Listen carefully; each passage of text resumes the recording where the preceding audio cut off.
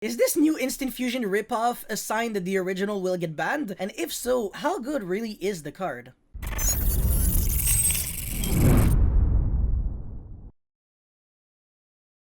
Yo, what's going on, guys? This is Miasin. Today we will be taking a look at the new spell card. Okay, look, it's new for the TCG, not new for the OCG, so it's a new card. It's a secret rare in Dawn of Majesty, and some of y'all might have already pulled it from the sneak peek, and if not, this video might be very helpful to you because I could be giving you good enough reasons to either buy or not buy the card, depending on your needs and what you're trying to do. A lot of people are really considering Ready Fusion to be the best card from the set, especially since it is unanimously considered as a very weak and low impact set on the metagame, so at least having one kind of powerful card in it is something to look forward to. But before we get into the analysis, friendly reminder to like and subscribe. It really does motivate me so much to keep making videos like these, and now let's jump right into it. Alright, so the effect of the card, what does it really do? I don't even need to read it. It does the exact same as Instant Fusion, but it doesn't allow you to summon effect monsters, only non-effect or vanilla monsters, meaning that yeah, we're going to have to be summoning the best monster of 2017 now. We can't really summon things like Millenniumizer Strict to play through our opponent's hand traps. We can't really make El Shaddai Winda to kind of have a broken floodgate on the field, and this is the reason why a lot of people kind of initially read the card and said, oh, I think Instant Fusion will get banned because maybe Konami is trying to promote this kind of card design instead. So instead of giving people way too many options and then limiting the card because they realize that it's way too broken because of power creep, create a card that doesn't have the potential to be super broken, but at least relatively good, regardless of how many fusion targets that we have. Since their effects can never really be used, since we can only summon non-effect monsters, Ready Fusion will never have a ban-worthy potential. Now, Matthew and I already discussed this, but if a card or if a deck is considered to be fair and not overpowered, that doesn't mean that the card or deck is bad. Now, Ready Fusion will probably never be broken or unfair, as I said, but I think that the card will always be good, which is really important because people will always need to either exceed, synchro, link, summon, literally anything, so generating a free body without using your normal summon will always, absolutely always be welcomed in the game. Just a little anecdotal evidence here, I used to play Panzer Dragon with Instant Fusion in my Cyber Dragon deck literally back in the days like 2015 and stuff like that, 2016, whatever. I didn't really use the effect of Panzer Dragon. All I really used it for was as a level 5 machine so I could go into Nova and then to Infinity to get my play started from there. And the main thing about Ready Fusion is that you can kind of use it right now the same way we used to use Instant Fusion back in the days. So obviously some people started using Thousand Eyes Restrict to steal monsters, you know, on your own turn so you can play through interruptions afterwards. But I think with the ability to summon, you know, powerful monsters like, I don't know, Cyber Zorus for Cyber Dragons or Dark Flare Dragon for Dragon Link so you can go into Romulus or the Hieratic Seal even faster, again, without using your normal summon, is absolutely huge, and it indirectly gives you more extenders to play through hand traps. One of your play gets stopped, you still have other cards that you can just use from the hand straight up. Now obviously there are a few flaws with Ready Fusion. It's once per turn, which kind of already sucks. Paying 1,000, I don't really consider it a huge flaw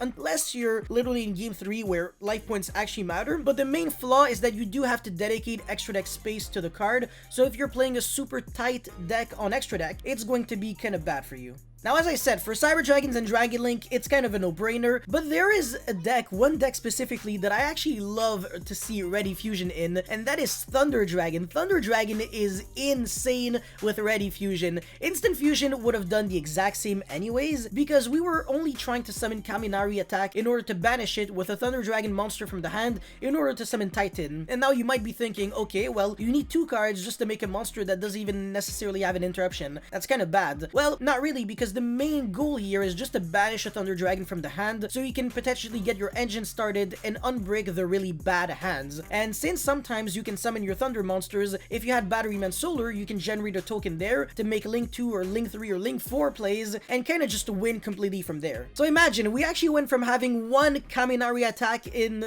Access, actually, to having 4, which means that the Thunder Dragon deck is infinitely more consistent, meaning that if we get Thunder Dragon Colossus to at least one, the deck actually goes from kind of not really good to really good all of a sudden. Ready Fusion indirectly supported that strategy, and with Master Rule 5 kind of allowing you to not really care about making Link monsters first, if you make that play with the Kaminari attack and Thunder Dragon Titan, you can just summon in the main monster zone. Let's just say you banish the Roar, you can special summon a Dark, and then you're literally one Thunder Dragon effect away from being able to transform that Dark into a Colossus, and then get another Search, and that's kind of really good card economy, right? Not to mention that this card can generically boost combo decks, so if you're trying to make Needle Fiber, for example, you can summon Alveil the Final Nothingness, I think that's the name of the card. It's a level 2 tuner vanilla fusion monster. I think you need like 2 normal monsters to make it. It's really similar to Sea Monster of Thesis. This is the best card of 2017, by the way.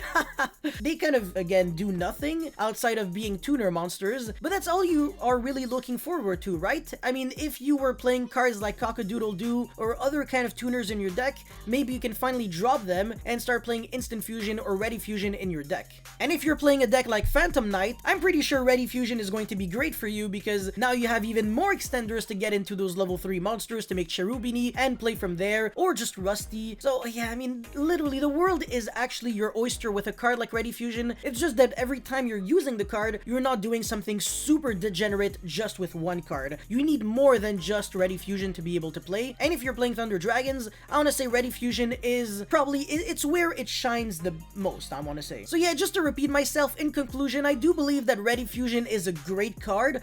Obviously, it does the exact opposite of power creeping an already existing card. I don't know if that happened really often in the past of Yu-Gi-Oh! Well, actually it did happen. Of course, we started out getting Pot of Greed, which is obviously by far the best pot card in the history of Yu-Gi-Oh! Then after that, we got Pot of Avarice, and then Pot of Desirous, Pot of Extravagance, Pot of Prosperity, Pot of Duality, whatever. All the pot cards after Pot of Greed were always objectively worse than Pot of Greed, and the reason for that is because Konami recognized that they created a card that was a little bit too good, so they kind of wanted to compensate and give the player base a card that would be less abusable than the original, would still kind of be playable. So I think Konami kind of wanted to do a similar job with Ready Fusion, with Instant Fusion, which means that Instant Fusion might get banned, especially since Anaconda can just foolish for it and copy the effect to summon Winda, and if you have Dingirsu on the field, the Winda doesn't die, which is kind of degenerate. So I think this is a problem for the game, meaning that Ready Fusion will be the next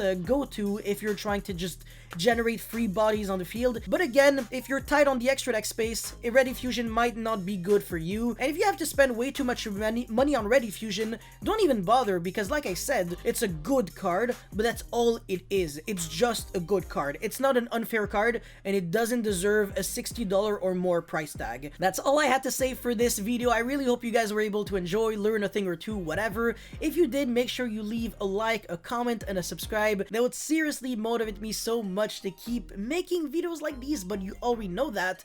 And yeah, let me know your thoughts on Ready Fusion. Do you think it's a good card? Do you think it's a broken card? Do you think it's actually unplayable? Do you think it'll change nothing to the metagame and Instant Fusion will not get banned and only Anaconda might get banned? Do you think Anaconda might just not get banned and maybe Dragoon will get banned or Red Ice Fusion? Or do you think nothing at all will happen because Konami will keep on introducing power creep to the game, and every single time there's never going to be a valid reason to complain about a card because another brokener card has just come out? So yeah, that's pretty much it for this video. Thank you so much for watching, and I will see you next time. Peace.